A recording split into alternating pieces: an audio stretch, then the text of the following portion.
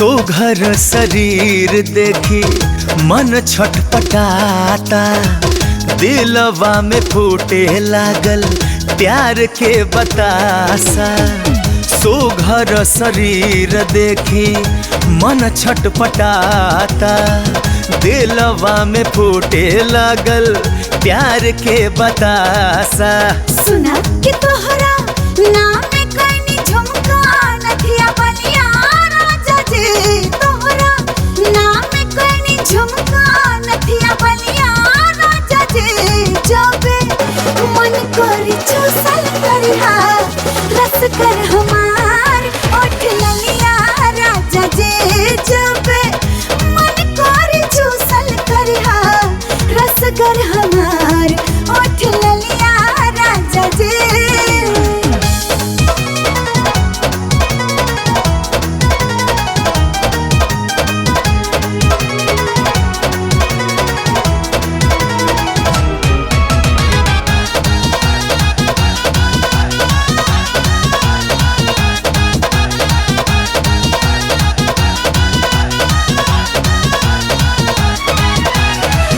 करी का बखान कितना सोनर बखिया, सिल्की बाकेस जैसे मोरवा के पखिया। है करी का बखान कितना सोनर बखिया, सिल्की बाकेस जैसे मोरवा के पखिया। कि तू ही दिल के हवा चोरवा मन के छलिया राजा जी। तू ही दिल के हवा चोरवा मन के छलिया राजा जी। जब मन करी चूसल करिहा रस कर हमार ओठ ललिया राजा जी।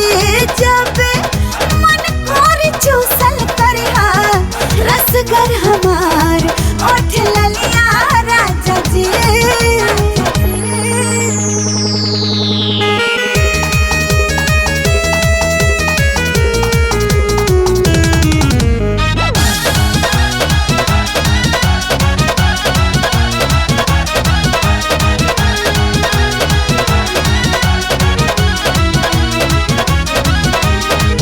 तर गए गोरे हम तोहरा के पाके, जियरा जुड़ाई दिहलो जिंदगी में आके।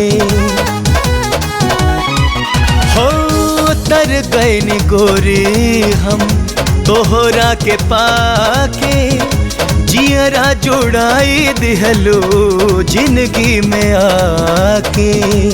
पिया पिया कहे पाँव के पायलिया राजा जी। पिया पिया कहे पाँव के पायलिया राजा जी। जब मन करी चूसल करिहा रस कर हमार ओठ ललिया राजा जी। जब मन करी चूसल करिहा रस कर हमार ओठ ललिया राजा जी। संघवे के साखी हमार भैली ससुर ही तीन, हमरो मन करे अपना पिया घरे जाहिती।